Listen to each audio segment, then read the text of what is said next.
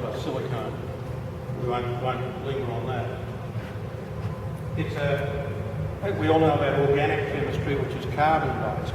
Well, this is similar, except it's silicon-based.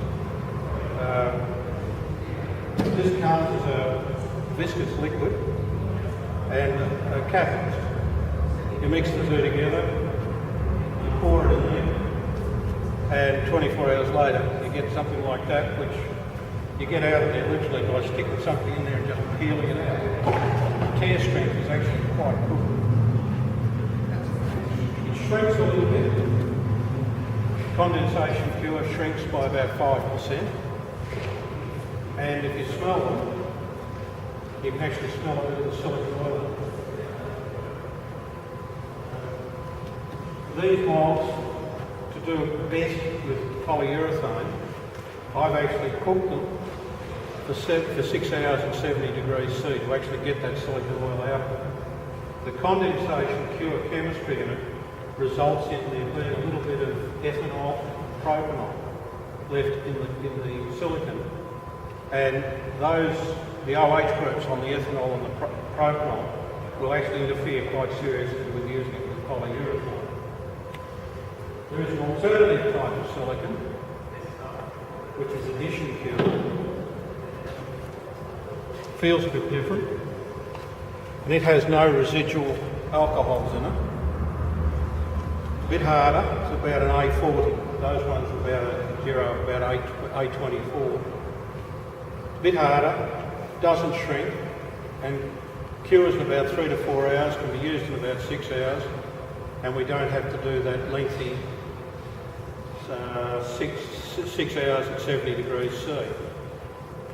But it's about twice the price. But they are absolutely the material to use in producing simple and accurate moulds. Your dentist uses it every time if he takes a mould in your mouth, you're supposed to have had that experience of making a little thing up and putting goop on it and sticking it there. That's what he's using. Addition cured silicone. Can you have undercuts with the silicone? Yes, you can. Moderate undercuts. I wouldn't go for great because its tear strength is high, so provided it's not too severe an undercut, you can actually get it out of the mold. If you're going to go further, severe undercut, you've got to think about the design of your mold. Yeah. And then casting, like say a ball, would you cut the I'll go into compound moulds later on how to make them and things like undercut and things like that later on. Two viscous liquids mixed together. I've added pigment to these to make the colours so I know which one came from which batch of material that came from. Well, you mentioned gluing timber. I got very interesting on the casting is We did these last night. we do, but gluing timber definitely. Yeah. Oh, we cover that Friday afternoon or Saturday morning. We won't be here Saturday. Oh, bugger. I'll come and talk to you. In the tins, unlimited.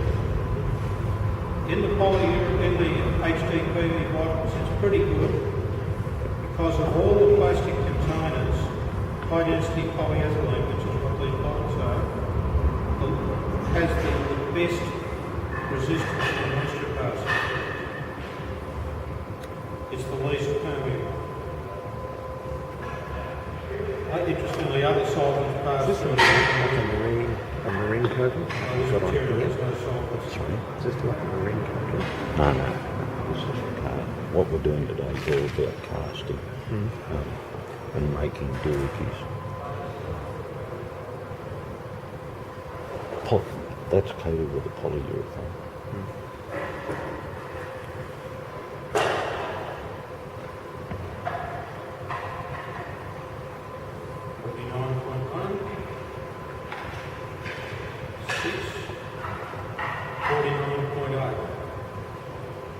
Now, working cleaner, paper towel,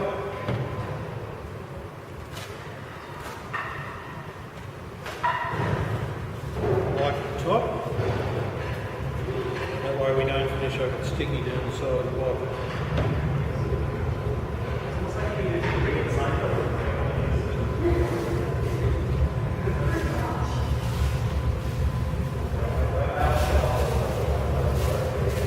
Plastic bag for hand. Very good. We put the paper. Now that's sitting there absorbing a bit of moisture at the moment. This is when the moisture gets in. It's 50 to 100. So I've put 50 grams of polyol in there, so I'm going to put 25 grams of the iso.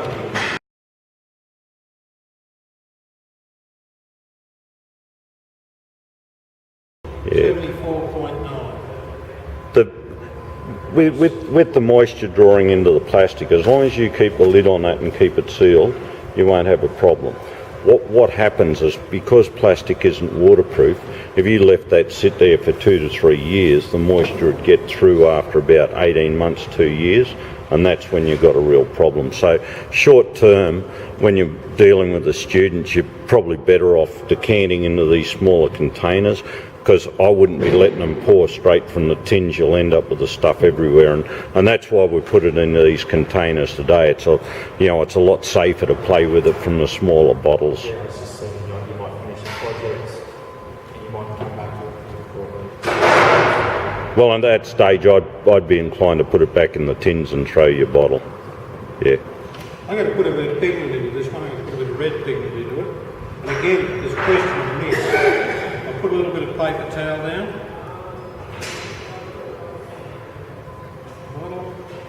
So the stuff is very concentrated. That'll be all more than enough there. Wait till the dribble stops.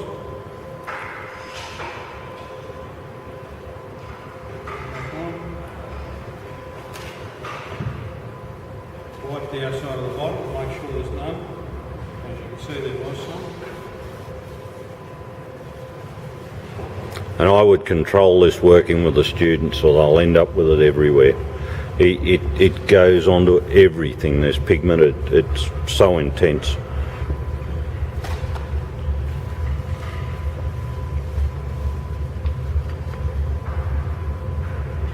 Certainly not a Euro project. No. No, not a chance. But it's very practical, it's very doable. Okay, and now we mix it. Flat-sided stirring stick, that's important. We're combining the two parts together. About a minute, like this. Of course, we are mixing a little bit more moisture into it at this stage. That's unavoidable. Being the softer grade, there's not much exotherm out of it. It won't get very hot as it goes off. So to get a good casting, I really don't need to heat the mould up. With the harder grades, say exotherm, we need to heat the mould up so that we get so it will cure at roughly the same time in the different parts of it. I'll explain that a little bit more in a moment. But the centre of it there, where the main mass is, gets quite hot, whereas it stays quite cold. So by heating the mould up, we can get it to cure in that area as quickly as it cures in that area. Now, having done that, we now scrape the sides of our container, because that's where the unmixed material is hiding. Then we get down to the bottom corners, scrape that as well. What happens if you don't mix it well, Ian? If you don't mix it properly, you're going to get soft, sticky spots, because you'll get particles off those here. We'll manage to get some red on the top. So the right answer, How long is your mixing time? I'd suggest 1 to 2 minutes. Some of them are a bit more viscous than others, and you might need to spend a bit longer at it. So I'm now going to put it in the vacuum chamber. I hope it works.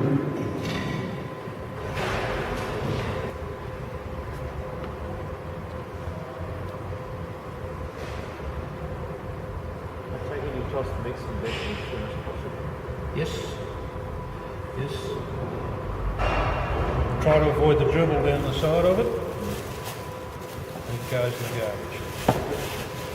And by doing things this way, we avoid the mess. As you saw, I got some red on the gloves, throw the glove away. You've got paper towel here, constantly wipe and avoiding the mess so we don't get sticky everywhere. Now, we'll see a few bubbles will rise to the surface of this, and I found the easiest way to get rid of them is, whoops, too late again. What about that tape? Get rid of the Fire bubbles. radar.